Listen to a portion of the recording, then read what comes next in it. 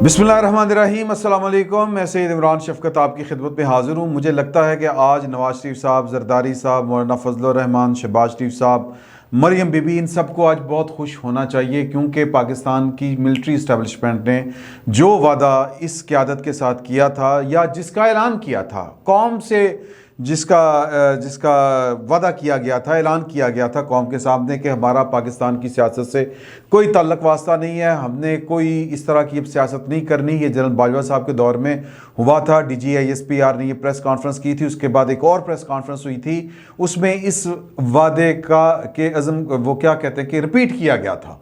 तो आज इमरान खान साहब ने ये गवाही दे दी है और बड़े अफसुर्दा दिल के साथ, बड़े दुखी दिल के साथ उन्होंने कहा है कि मुझे तो आर्मी चीफ जनरल क्या आसिम मुनीर साहब अपना दुश्मन समझते हैं, मेरे नाल गल नहीं करते जनाब, फ़ोन भी करते। हुआ ये है कि जनरल आसिम मुनीर साहब, मैंने ये आपको बड़ी अरसा पहले बात बताई थी जब उन्होंने बाज़ाब्ता तौर पर पाकिस्तान की फ़ौज की कमांड संभाली थी। वो किस तरह गए थे, वो एक कर्टसी कॉल होती है, वो जाना होता है कि आप जब ओहदा संभालते हैं तो आपने अपने जो बॉसेस होते हैं, जो पाकिस्तान के आईनी ओहदेदार हैं, प्राइम मिनिस्टर उनका बॉस है टेक्निकली अगर कहा जाए आर्मी चीफ का, तो वो सदर साहब के भी पास गए थे, अब उससे पहले वज़ीर आज़म के भी पास गए थे, सलाम की सलूट मारा कि सर मैंने संभाल लिया है, ऑर्डर लो कोई। उन्होंने कहा ऑर्डर है कि ए फ़ोन है खान साहब में गल करो। ये हमारे सदर साहब ने किया था। उससे पहले सदर साहब जो हैं वो राब्ते करवाते रहे थे, यानी इमरान खान साहब के हालात जब ख़राब हो गए थे, तहरीक अदम एतमाद नाकाम हो गई थी, कामयाब हो गई थी, वज़ीर आज़म साहब जो ऑफिस से बाहर आ गए थे, एक नहीं दो दो मुलाकातें हुई, करवाई गई, और मुतालबा इतना सा था, सादा सा, छोटा सा, कि बाजवा साहब प्लीज़ तुहानू अल्लाह दा वास्ता है शहबाज शरीफ दे नाल कुट्टी कर लो, शहबाज शरीफ को घर भेज दो, लत्त मारो और इसको घर भेजें, इसकी हुकूमत गिराएं। मैं हूँ ना, मैंने आपकी खिदमत में कौन सी कसर उठा रखी थी। तो बाजवा साहब जो थे वो ज़ाहिर है कि वक्त हाथ से गुज़र चुका था। वो बड़ी बातें अब हमारे सामने आती हैं कि किस तरह मैसेज में उनकी मीटिंग्स होती थी, किस तरह वो आखिरी वक्त, असल में देखें कि अब्दुल्लाहु खैरुल माकिरीन, कि अल्लाह ताला जो है उसकी जो तदबीर है वो सब के ऊपर हावी होती है। ये लोग समझ रहे होते हैं कि अल्लाह मियां नौज़ बिल्लाह मिन ज़ालिक छुट्टी दे। जो बड़े बड़े लोग होते हैं ना, बड़े बड़े जहन, जब वो साजिशों के जाल बिछाते हैं, प्लानिंग्स करते हैं कि ये होगा, वो होगा, ये होगा, फिर मैं ये करूँगा, फिर वो करूँगा, तो यूँ करके मैं यूँ करके जीत जाऊँगा। सर ये यहीं पे गड़बड़ होती है। अक्ले कुल जो होती है वो कोई चीज़ नहीं होती, ये इंसान को मरवा देती है। तो पता नहीं बाजवा साहब के साथ क्या हुआ क्या नहीं, लेकिन ये है कि बाजवा साहब एक वो वक्त था कि वो चाहते हुए भी इमरान खान साहब की कोई मदद नहीं कर पाए। तो बहरहाल वो किस्सा माजी हुआ। आज वो कह रहे हैं कि मेरा कौन कब किया, छुरा मारा मेरी पीठ में, ये किया वो किया, और पायन अपनी नलायकी तो चेक कर लो। और इस वक्त भी मैं पूरी जिम्मेदारी के साथ आपको ये बात बता रहा हूँ, कुछ लोग हैं जो राब्ते, क्योंकि खान साहब पायन राब्ते राब्ता खान साहब वो शख्सियत हैं जो हौसला नहीं छोड़ते, जो जिसको हम कहते हैं चले छोड़ें, तो मतलब ये मुसलसल हैमर करते रहते हैं, चोट कर मारते रहते हैं कि कदी ना कदी तो हाँ करेगी, कदी ना कदी तो हाँ करेगी, कदी ना कदी तो मिलेगा, कदी ना कदी तो ये होगा। तो वो टीट प्रोग्राम ही था, टीट.com, वो जो सड़क छाप आशिक होते हैं ना, वो जो रोज़ाना एक ही जगह के ऊपर उस वक्त तक खड़े रहते हैं जब तक जनाब वो कोई रिस्पॉन्स आगे से पॉजिटिव ना हो जाए। तो ये बड़ी गंदी सी मिसाल है जो मैंने एमी करके आपको सुना दी है। इसकी तफसील जो है वो आपको मालूम है कि वो क्या तफसील है। बहरहाल वो इमरान खान साहब मुसलसल हैमरिंग कर रहे हैं, मुसलसल दरवाज़ों के ऊपर दस्तक, जिमें वो बंदयाल साहब के पास आइन ने दस्तक दी थी ना, खान साहब जो हैं वो GHQ के दरवाजे के ऊपर, आर्मी हाउस के दरवाजे के ऊपर मुसलसल दस्तक दे रहे होते हैं, कभी किसी के कभी किसी के। भी ये तरीके होते हैं, ये टेक्निकल होती बात, फिज़िकली तो नहीं खुद दे रहे होते, कोई ना कोई पैगाम रसां, कोई ना कोई चैनल, कोई ना कोई इधर से कभी उधर से, ये हो रहा होता है। तो जाहिर है कि जब अगले भी इंसान हैं वो सोचते हैं कि हाँ यार फिर है खान साहब तो बाज ही नहीं आ रहे। अब मैं पूरी जिम्मेदारी के साथ आपको बता रहा हूँ। तो वहाँ पर भी एक इनके जो है ना कि अहम लोग जो फैसला साज होते हैं, उन्होंने कहा यार इतबार करें, क्या करें, मतलब क्या कि बिट्रे करें कि फिर दोबारा उसी मामले में जाएं कि वो जिसमें इतना सोच समझ के फ़ैसला किया था कि भाई पाकिस्तान यूं नहीं चल सकता, ये वो, एक तो उससे किस तरह मुंह फेर रहे हैं अब, और वैसे भी कौन से पाकिस्तान के हालात जो हैं वो एकदम से वो ठीक हो गए हैं, या कुछ लोग बदखां कहते हैं ना कि जी कि वो सैन सुन जड़े होने ने मामला तो हो गए, इकराम तो बाद फ़र्क कराओ PDM को और जनाब इमरान खान साहब को दोबारा ले आएँ। एक इस तरह का भी एक साजिशी मफरूज़ा चल रहा है। वो अपनी जगह के ऊपर साजिशी मफरूज़े तो इसी मार्केट में पाए जाते हैं, लेकिन प्रैक्टिकली क्या बात हो सकती है, हमें ये इसके ऊपर थोड़ा सा गौर करना है। तो लेकिन जब ह्यूमन साइकी है कि जब कोई बार बार हैमर करेगा तो हालात ना भी हों, बंदा फिर सोचता ज़रूर है कि करी जा रहा है यार, बाज ही नहीं आ रहा है यार। तो वो उन्होंने कहा कि जी हुन की मतलब क्या करें, क्या खान साहब के ऊपर एतबार किया जा सकता है? अच्छा, एतबार ना भी करें आप तो क्या मतलब खान साहब जो हैं वो इस काबिल हैं कि वो मुल्क को चला लेंगे? भाई हमें तो बड़ा भारी तजर्बा पड़ा है मुल्क चलाने।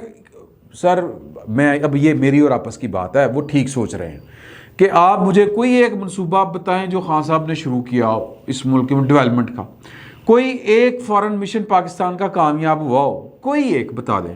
सर पाकिस्तान जो है वो पिछले 50 साल से चीन और अमेरिका को साथ खिला रहा था।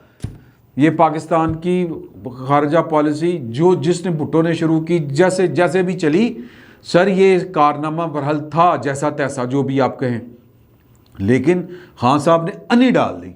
सर इधर भी बम्ब, इधर भी बम्ब, उधर भी बम्ब, इधर भी बम्ब, हर जगह पे बम्बो बम्बी। यानी खान साहब का कि मतलब वो कुछ करने आए ही नहीं थे। वो तो मुझे लगता है कि वो, मैं फिर बार बार वही बात करता हूँ, बेड़ा गर्क ही करने आए थे तो बेड़ा गर्क करके चले गए।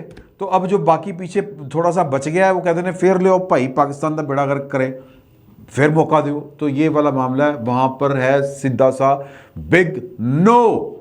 ये मैं आपको बर बनाए इतला बता रहा हूँ बात कि सब चीज़ों के ऊपर कंप्रोमाइज़ हो सकता है, लेकिन खान साहब ने आगे करना क्या है, ना इनके पास सलाहियत है बल्कि नीयत भी ठीक नहीं है, ये वहाँ पर सोचा गया है। तो लिहाजा आसिम मुनीर साहब की तरफ से जो इनकार है वो 100/100, ये बात जो है ये मैं आपको बर बनाए इतला बता रहा हूँ, और ये आज तक की इतला है, आज तक की इतला, क्योंकि सियासत में कोई चीज़ हतमी नहीं होती, और ये जो पावर पॉलिटिक्स होती है ये तो होती बड़ी ज़ालिम चीज़ है। तो इमरान खान साहब जो पिट रहे हैं वो बेसिकली उनका पिटना बिल्कुल जायज़ बनता है। दूसरी बात उन्होंने की कि मैंने तो दुश्मन समझते हैं, अपने मुझे लगता है दुश्मन समझते हैं, मेरे नाल गाली नहीं करते, ये उनका स्टाइल था बात करते हुए कि यार के अच्छा वो दुश्मन आपको पता नहीं समझते हैं कि नहीं समझते। एक बात तय है जो हम तक वो कहते हैं ना वाया भटिंडा पहुंचती है बात, वो आपको दुश्मन तो पता नहीं समझते, नलायक पांडा ज़रूर समझते हैं। और थोड़ा सा मुझे माफ़ी दें ये बात करते हुए, मैं हाथ जोड़ के कहता हूँ, जो वो आपको समझते हैं वो आपको हरामखोर समझते हैं। वो कहते हैं कि ये अपने मुंह से तो हाजी लख लख बनते हैं, और करतूते जो हैं वो बुढ़ी नू के लाया है, पिंकी नू के लाया है, फलानी नू के लाया है, ये हो रहा है वो हो रहा है। आज हामिद मीर साहब ने एक बात बताई, जो उन्होंने कहा ना कि बाजवा साहब ने मेरी पीठ में छुरा घोंपा। वो कहते हैं कि जी कि बाजवा साहब के पास इनकी वीडियोस थी, इनके पास उनकी वीडियोस थी। ये था पाकिस्तान के साथ जुल्म कि बाजवा साहब इसको लेके आए थे कि यार मैनू फारग कर रहे थे इस तो पहले कि मेरे खिलाफ कुछ चले, मैं ये कमज़ोरियाँ लभा, और ये कि ए मैनू जनाब फारग करे और मुझे जनाब ये कुछ करे, मुझे मेरे खिलाफ कुछ करे, मैं ये वीडियो बढ़ावा। अब बाजवा साहब के ख़िलाफ़ इन्होंने कोई वीडियो बनाई नहीं बनाई, इमरान खान साहब का तो हौसला नहीं पड़ेगा वो कि वो वीडियो लीक करते हुए, पहली बात। दूसरी बात ये कि बाजवा हामिद मीर साहब के बकौल कि एक बाप पार्टी के सेनेटर ने कुछ बंदों के ज़रिए पैसे भिजवाए कि मुझे आप शरीक करें अपना, या वज़ीर बनाएं या असिस्टेंट बनाएं, और एलो नजराना, तो वो नजराना वसूल करते हुए एक स्टिंग ऑपरेशन था, बाजवा साहब ने वो करवाया था। तो सर मतलब आप कह रहे हैं कि जी कि मैं तो करप्ट आदमी नहीं हूँ, फिर वो कि मेरे को पता नहीं क्यों नफरत कर देना। भाई नफरत नहीं करते, नफरत आपके किरदार से है, आपसे क्यों नफरत होनी है। और बाकी वो तो चशमदीद गवाह हैं, फाइल फड़ के लेके आकर ने मेरे खिलाफ कोई केस है तो जनाब वो ले आओगे। शर्म नहीं आती खान साहब को झूठ बोलते हुए कि खान साहब ने भरी कबीना से बंद लिफाफे के ज़रिए जो करप्शन की थी, वो जो कौम का पैसा इंग्लैंड से आया था, मलक रियाज को जो जुर्माना हुआ था, मलक रियाज ने इस जुर्माने की मद में वो वाला पैसा जमा करवा दिया। पाकिस्तान की कौम को 50 अरब रुपए का एक सिग्नेचर में टीका लगाया, कबीना के ज़रिए टीका लगवाया गया है।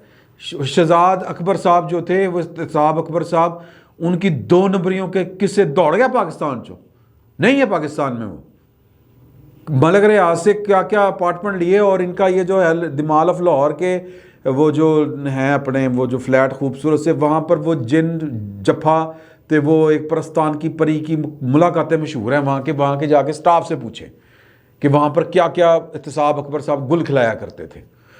और चले छोड़ें इस बात को।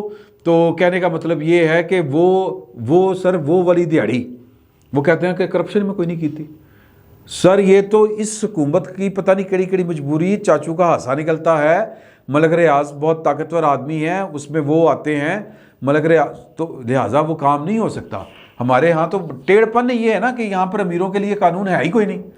अमीर बीच चौराहे के कत्ल करता है, बच जाता है। और इस तरह के 3000 वाक़यात हैं, वो शाहजेब केस से लेके पता नहीं केड़ा केड़ा कांजो वाला केस। तो ये तो सर बड़े बड़े बड़े लोग हैं, इनके खिलाफ यहाँ पर क्या होना, कुछ नहीं होना।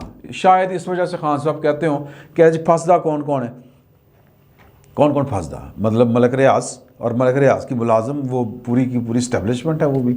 तो खैर मैं उस पॉइंट के ऊपर आ रहा हूँ कि जिनको आप सुना रहे हैं ना, उन्होंने आपकी चोरियाँ पकड़ी हैं, आपको जाके खुद फाइलें दी हुई हैं खान साहब। जिनको आपने राती यानी इतवार की रातों को दफ्तर खुलवा के फारिग करवाया हुआ है बाजवा साहब से, और कहते हैं कि बाजवा साहब के खिलाफ चलना चाहिए वो वाला गद्दारी का केस, इसी तरह की बात की ना, इनका कोर्ट मार्शल होना चाहिए था। Very good very good. फिर बहुत फैज साहब का भी होना चाहिए, वेरी गुड, बिल्कुल होना चाहिए।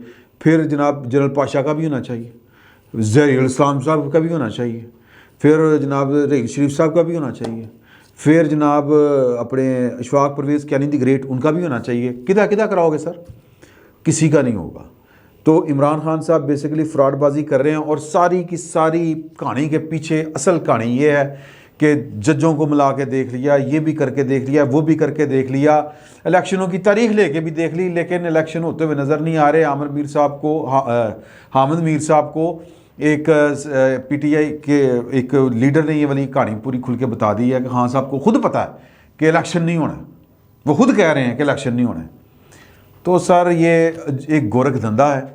इस गोरख धंधे में अगर कोई कहे कि मैं हाजी लख लख हूँ, तो सर कौम को तो बेवकूफ़ बनाया जा सकता है। जिन्होंने चोरियाँ फड़ी हैं ना, वो बेवकूफ़ नहीं हैं ना, वो बनते हैं। तो इमरान खान साहब की जो है ना, वो उन्होंने शुरू की थी तहरीक मांग भरो सजना, वो जब दाल नहीं गली फिर इन्होंने जेल भरो सजना तहरीक शुरू कर दी। फिर जेल भरो तहरीक सजना जो है वो मुअत्तल करके इन्होंने फिर बेतुफून क्यों नहीं करता, या कि वो मेरी फिर एक बारी मांग भरो सजना दोबारा से शुरू कर दी है, और उधर से बिग नो है। ये मैं आपको इतला की बुनियाद के ऊपर बता रहा हूँ, और उसके पीछे मैंने आपको कहानी भी बता दी है कि वो उनको बेईमान भी समझते हैं, इनको नालायक भी समझते हैं, बदतमीज़ भी समझते हैं, बेतबारा भी समझते हैं। इतनी क्वालिटीज़ जिस बंदे में हों सर, वो फिर कहे कि मैनू फ़ोन क्यों नहीं आता, तो फिर ये खुद से पूछे शीशे के सामने खड़े हो गए, ये खुद हर वक्त कहते रहता किड्डा तो खूब हैंडसम है, 74-75 साल का भी हो गया, क्या बात है। तो सर वो नहीं, उससे पूछें कि भाई तुम्हारे अंदर खामियां कौन कौन सी हैं, तुमने डिसीव किन किन को किया है, तुम्हारे अंदर नलायकी कौन कौन सी है, तुम कोई एक काबिल फ़ख्र मनसूबा तो बताओ इस कौम को। कुछ भी नहीं है, पल्ले पल्ले नहीं तेला तो कर दी मेला मेला। खान साहब का ये हाल है तो कुछ नहीं होना सर, एवं काम चलना है। फिल वक्त इतना ही, बहुत बहुत शुक्रिया। बल्कि आखिरी बात, वो कह रहे हैं मैंने गिरफ्तार करके बलूचिस्तान ले आना सी इन्होंने, तो वो मछ जेल वाली कहानी याद रखें। खान साहब के यही तौर तरीके रहे तो वो कोई बड़ी बात नहीं कि मछ जेल का फाटक खुल जाए। एक बार फिर आपसे इजाज़त, फिल वक्त इतना ही, बहुत बहुत शुक्रिया।